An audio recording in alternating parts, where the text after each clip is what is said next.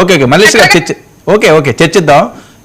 శిరీష గారు రెస్పాండ్ అవ్వండి. అసలు ఏం జరుగుతుంది ఏంటి? అంబటి గారి మీద కక్ష సాధ్యం చర్యలు అంటున్నారు, ఇలా బయటకు వస్తే అలా లోపల పంపించేస్తున్నారు, ఆయన బెయిల్ రాకుండా చేస్తున్నారు అన్నది ముఖ్యంగా మీ మీద ఉన్న ఆరోపణలు. మరొక వైపు అదే 30-40 మందికి వాళ్ళందరికీ కూడా సీల్డ్ కవర్లో వాళ్ళ పనితీరు మార్చుకోమంటారా, లేకపోతే వేరే ఏమన్నా చేస్తున్నారనా, లేకపోతే మందలిస్తున్నారనా, లేకపోతే హెచ్చరిస్తున్నారనా, మీరు ఏ భాష పెట్టుకుంటే ఆ భాష. గారు ముందుగా మీకు అలాగే ప్యానల్ లో ఉన్నటువంటి వాళ్ళకి అలాగే 99 వీక్షకులకు నా నమస్కారాలు. మొదటిగా మీరు అడిగిన క్వశ్చన్ అంబటి గారి గురించి. అంబటి గారి కక్షపూరితమైనటువంటి కుట్ర, కక్షపూరితంగా కేసు పెట్టారన్నారు. అంబటి గారు ఆదేశాలతో నమోదైన కేసుతోనే. సరే వినండి, నేను అనడం కాదు, వాళ్ళ పిల్లలు అంటున్నారు, వైఎస్ఆర్సీపీ వాళ్ళు అంటున్నారు. ఓకే, ఎనీవే ఏదైనా ఒకటే కదా. కక్షపూరితం అనే దానికి నేను ఆన్సర్ చెప్తున్నాను. ప్రస్తుతం రిమాండ్ లో ఉంది, వైసీపీ అధికారంలో ఉన్నప్పుడు కోర్టు ఆదేశాలతో నమోదైన కేసుతోనే. రెండవది ఏంటి, ముందుగా నేను రజనీ గారు ముందు మాట్లాడారు కదా జనసేన గురించి, అలాగే పవన్ కళ్యాణ్ గురించి, పవన్ అన్న గారి గురించి చాలా బాధతో మాట్లాడారు, చాలా అభిమానంతో మాట్లాడారు. దానికి నేను ఆన్సర్ చేస్తాను. ముందుగా అసలు రజనీ గారు ఉన్నది జనసేనలో ఉన్నారా, లేకపోతే ఇంకో పార్టీలోకి ఏమైనా వెళ్ళారా? ఇది ఫస్ట్ నాకు క్లారిటీ కావాలి, ఫస్ట్ పాయింట్. రెండోది, జనసేన గురించో, లేదంటే పవన్ అన్న లీడర్షిప్ గురించో, లేదంటే జనసేన కార్యకర్తల గురించో, కింది స్థాయిలో జరుగుతున్న ఎమ్మెల్యేల గురించో రజనీ గారు అంత ఇబ్బంది పడాల్సినంత అవసరం లేదు. అది చూసుకోవడానికి పవన్ కళ్యాణ్ గారు ఉన్నారు, వాళ్ళ పార్టీ నాయకులు ఉన్నారు. కింద స్థానంలో 5 సంవత్సరాల పాటు రాష్ట్రంలో వైసీపీ గవర్నమెంట్ మీద పోరాడి, అక్రమాల మీద, అన్యాయాల మీద, అరాచకాల మీద పోరాడి తీసుకొచ్చిన వేరే నారీమణులు ఉన్నారు, జన సైనికులు ఉన్నారు. సో దాని గురించి రజనీ గారు అయితే పాప అంత వర్రీ అవ్వాల్సిన అవసరం లేదు. ఒకవేళ అంబటి గారి గురించి వర్రీ అయ్యేట్లయితే అవ్వండి, తప్పులేదు. ఇకపోతే కూటమి ప్రభుత్వం గురించి వచ్చిన 40 మందికి ఇచ్చిన సీల్డ్ కవర్ల గురించి చెప్తున్నారు. అక్కడ ఇచ్చింది కూటమి ఎమ్మెల్యేల్లో 40 మంది ఎమ్మెల్యేల పనితీరు బాగోలేదనేది కాదు. అక్కడ నియోజకవర్గాల్లో ఉన్నటువంటి సమస్యల పరిష్కారాలకి ఎన్ని సమస్యల పరిష్కారం అయింది, ఏ నియోజకవర్గంలో కంప్లీట్ గా సమస్యల పరిష్కారం అయిన అనే దాని మీద ర్యాంకింగ్స్ ఇచ్చారు. అందులో 40 మందికి ఇచ్చింది. నియోజకవర్గంలో గ్రౌండ్ లెవెల్లో ప్రజల యొక్క ఆలోచన విధానం ఎలాగుంది, నియోజకవర్గాల్లో ఏ ఏరియాల్లో ఎక్కడ సమస్యలు అపరిష్కృతంగా ఉన్నాయి, ఎక్కువగా ఉన్నాయి, ప్రజల నుండి వచ్చినటువంటి అర్జీలు ఏవైతే ఉన్నాయో స్టేట్ పార్టీ ఆఫీస్కి కానివ్వండి, జనసేన ఆఫీస్కి కానివ్వండి, వాళ్ళ నియోజకవర్గాలు ప్రతి నియోజకవర్గంలో గ్రీవెన్స్ జరుగుతుంది. ఆ నియోజకవర్గంలో వచ్చిన సమస్యలు అపరిష్కృతంగా లోకేష్ అన్న గారు పెట్టిన ప్రజా దర్బార్లో కానివ్వండి, వాటిల్లో వచ్చిన అర్జీలు అపరిష్కృత పరిష్కారం అయినవి రాస్తున్నాయి. అందులో ఆ ఫీల్డ్ కవర్ లో వాళ్ళ పనితీరులో మెరిట్ ఉన్నది, ఏవైతే అపరిష్కృతంగా ఉన్నాయో వాటి గురించి సలహాలు, సూచనలు ఉన్నాయి. ఒకవేళ ఇబ్బందికరంగా ఏవైనా వీళ్ళకి వార్ను లాగా ఇవ్వాలన్నా గానీ మా నాయకుడు జనసేన పవన్ కళ్యాణ్ అన్న కానివ్వండి, చంద్రబాబు నాయుడు గారు కానివ్వండి, ఎవరు కూడా వాళ్ళని క్రమశిక్షణలో ఉంచడానికి ఎటువంటి వెనుకడుగు వేయటంలో కూడా తప్పు లేదని చెప్పి మేమైతే కూటమి కార్యకర్తలుగా కానివ్వండి, చిన్నపాటి లీడర్స్ గా కానీ మేము అనుకుంటాం ఖచ్చితంగా. ఇకపోతే జనసేన పార్టీ అని చెప్పుకుంటూ రజనీ గారు రోజు మాట్లాడే రజనీ గారి గురించి మల్లేశ్వర్ గారు మాట్లాడుతున్నారు. అసలు జనసేన నుండి ఎందుకు బయటకు వచ్చారు? ఇది వాళ్ళ జనసేన నాయకులకు తెలుసు, జనసేన కార్యకర్తలకి తెలుసు. మల్లేశ్వర్ గారు రజనీ గారు పాప ఎన్నాళ్ళు ఇలా ఉన్నారని చెప్తున్నారు. ఇకపోతే పర్సనల్ గా వద్దులేండి, పాయింట్ గారు ఓకే, పర్సనల్ గా వద్దు. శిరీష ఒక్క విషయం ఏంటండి, పర్సనల్ గా వద్దు, డిబేట్ లా చేద్దాం. పర్సనల్ గా ఎవరిని వద్దు, మాట్లాడొద్దు.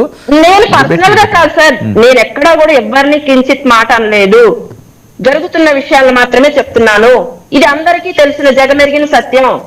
ఇకపోతే వైసీపీలో నాగమల్లేశ్వర్ గారు అడగాల్సిన అన్ని మాట్లాడాలని అనుకున్నవన్నీ కూడా పాప రజనీ గారే భుజాన వేసుకుంటున్నారు.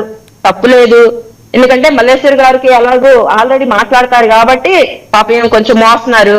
ఇకపోతే మీరు అన్నారు ఇందాక అక్రమాలు, అన్యాయాలు, దౌర్జన్యాలు, దందాల గురించి. మొదటిగా ఏంటి అక్రమ అరెస్టులు, కక్షపూరితమైనటువంటి అరెస్టు అని. నేను మొట్టమొదటిగా 2019 నుండి 24 వరకు అక్షయ్ నాయుడు గారు ఆపరేషన్ జరిగి ఉన్న మనిషిని కూడా తీసుకెళ్లి జైల్లో పెట్టింది అక్రమ అరెస్టు కాదా? ధూళిపాల నరేంద్ర గారిని తీసుకెళ్లి జైళ్లలో పెట్టింది అక్రమ అరెస్ట్ కాదా? కొల్లు రవీంద్ర గారిని తీసుకెళ్లి జైల్లో పెట్టింది అక్రమ అరెస్ట్ కాదా? దేవినేని ఉమా గారిని తీసుకెళ్లి జైల్లో పెట్టింది అక్రమ అరెస్ట్ కాదా? ఇకపోతే పట్టాభి గారిని అసలు చేసిన అరాచకం అయితే అది అందరు చూసినటువంటిదే, అది అక్రమ అరెస్ట్ కాదా? ఒక మాటేగా మరి వాళ్ళ నాయకుడు రెండు మాటలు అంటేనే మీరు తీసుకెళ్లారన్నారు, మరి ఒక్క మాటగా బోస్తికి అది వాళ్ళ నాయకుడు అన్నాన్ని కూడా అదండి, అప్పుడు అక్రమ అరెస్ట్ చేశారని ఇప్పుడు మీరు కూడా అదే అదే పంతాలో వెళ్తున్నారని చెప్తున్నారా ఏంటి? ఒక్క మాట అక్రమ అరెస్ట్ కాదా? ఒక్కపోతే రమ్య ఆగస్టు 15వ తారీఖు నడి రోడ్డు మీద హత్య జరిగితే ఆ అమ్మాయి కుటుంబాన్ని పరామర్శించడానికి నారా లోకేష్ అన్న గారు వెళ్తుంటే ఆ రోజు ఆయన అక్రమంగా అరెస్ట్ చేసి తీసుకెళ్లి పచ్చిపాడు పోలీస్ స్టేషన్ లో ఉదయం సాయంత్రం వరకు కూడా కనీసం పచ్చి మంచినీళ్ళు కూడా ముట్టుకోలేకుండా సాయంత్రం 6 గంటలకి అది కూడా అన్ని టెస్టులు చేసి ఏ వంక దొరక అప్పటికి బయటకు వదిలేరు. అశేష జన సందోహం మధ్య బయటకు వదిలారు. చేసిన తప్పేంటి అని అడిగి నిలదీసినందుకు అది అక్రమ అరెస్ట్ కాదు. అన్నిటికీ మించి ఇప్పుడు మన గౌరవ ముఖ్యమంత్రి గారిని 53 రోజుల పాటు అక్రమ అరెస్ట్ కాదా? అది జైల్లో నిర్బంధించింది, అది కక్షపూరితం కాదా? ఇవన్నీ కక్షపూరితం కాదా? ఇకపోతే మహిళల గురించి మాట్లాడారు ఆమె రాంబాబు గారి కుమార్తె మౌనిక గారు.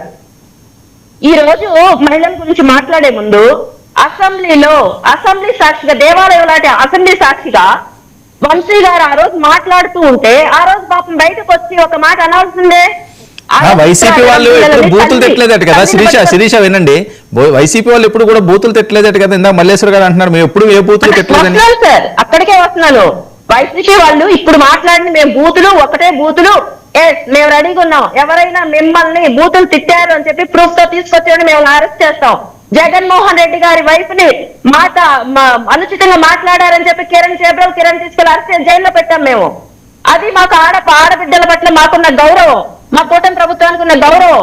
ఆ రోజు పవన్ అన్న భార్యల గురించి పిల్లల గురించి ఇష్టారాజ్యంగా మాట్లాడారే, ఆ రోజు కులం గుర్తు రాలేదా మౌనిక గారికి? ఆ రోజు ఆడబిడ్డలను గుర్తు రాలేదా? పవన్ అన్నకి ఇద్దరు ఆడపిల్లలను కూడా ట్రోల్ చేశారే, ఆ రోజు గుర్తు రాలేదా మౌనిక గారికి? వాళ్ళిద్దరు ఆడబిడ్డ పసిబిడ్డలే, 10 సంవత్సరాలు పసిబిడ్డలే, ఆ మాత్రం గుర్తు రాలేదా? పట్టాభి గారి అమ్మాయి ఇంట్లో 10 సంవత్సరాలు కూడా 7-8 సంవత్సరాల పాప అరెస్ట్ చేసి అక్రమంగా అరెస్ట్ చేసి ఆ పిల్ల బాత్రూమ్ లో వెనకాల వైపు దాక్కొని పని మనిషితో దాక్కొని తెల్లారి కొన్ని రోజులు కొన్ని నెలల పాటు ఆ పిల్ల కలవరింపులతోనే గడిపింది. ఆరాచకం గుర్తు రాలేదా? ఇకపోతే మహిళల గురించి మాట్లాడుతున్నారు.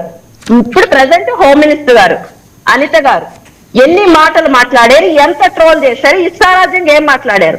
ఇకపోతే అమరావతి మహిళల దగ్గరికే వద్దామండి, ఇది అందరికి తెలిసిందే. 1631 రోజుల పాటు ఉద్యమం చేశాము. ఆ ఉద్యమం క్రమంలో ఎంత మంది ఆడబిడ్డలు బేబక్కలు అని చెప్పి పోల్చారు కదండి, కుక్కలతో పోల్చారు కదా. మోకాళ్ళ మీద దండం పెడితే ఎవరన్నా అమ్మ లేమ్మా అని అంటారు, కానీ కుక్కలతో పోల్చారే మహిళల్ని. మహిళల్ని ఈడ్చేసి చీరలు పట్టుకొని చీరలు ఊడిపోయింది కూడా తెలియకుండా లాగేసేసి లారీల్లోకి విసిరేశారే. ఆమె 10 రోజుల పాటు కనీసం బెడ్ మీద దిగటానికి లేకుండా అయిపోయింది. ఇప్పటికీ బూటకాలతో కనీస్తే ఆడబిడ్డని ఇప్పటికీ కూడా అమ్మాయికి ప్రెగ్నెన్సీ రాలేదే. ఇవన్నీ అరాచకాలు కదా? ఇవి మహిళలపై జరిగిన అరాచకాలు కదా? మహిళలు మాట్లాడిన తీరు కదా? ఇప్పుడు women commission chairman Rayapati Sailaja గారిని ఎన్ని మాటలు ఎంత ట్రోల్ చేశారు. ఈవెన్ నన్ను డిబేట్ లో కూర్చున్నందుకు ఎన్ని మాటలు ట్రోల్ చేశారు. తాళ్ళు ఇంతంతరావు తాళ్ళు, గేదెల్ని యానిమల్స్ ని పట్టుకోవటానికి వాడే తాళ్ళేసి మళ్ళీ లాగారే, నడి రోడ్డు మీద లాగి ఇచ్చుకుంటూ వెళ్ళారే. తుళ్ళూరు రాజస్థాన్ టీ స్టాల్ దగ్గర సినిమా హాల్ సెంటర్ దగ్గర నుండి టీ స్టాల్ వరకు మోకాళ్ళ మీద ఇచ్చుకోలేరా పోలీసులు నన్ను? నేను ఒక ఆడబిడ్డనే కదా. ఆ రోజు వీళ్ళెవరూ కనపడలేదా? వీళ్ళు మహిళల్లా కనపడలేదా? ఈ రోజు అంబటి గారి కుమార్తె మాత్రమే మహిళగా కనపడుతుందా? మేం చేశాం. జగన్మోహన్ రెడ్డి గారి వైపు మీద అనుచిత వ్యాఖ్యలు చేసిన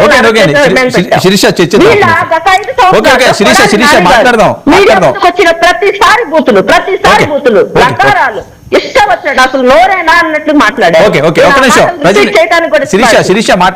ఆ రోజు ఏమైంది?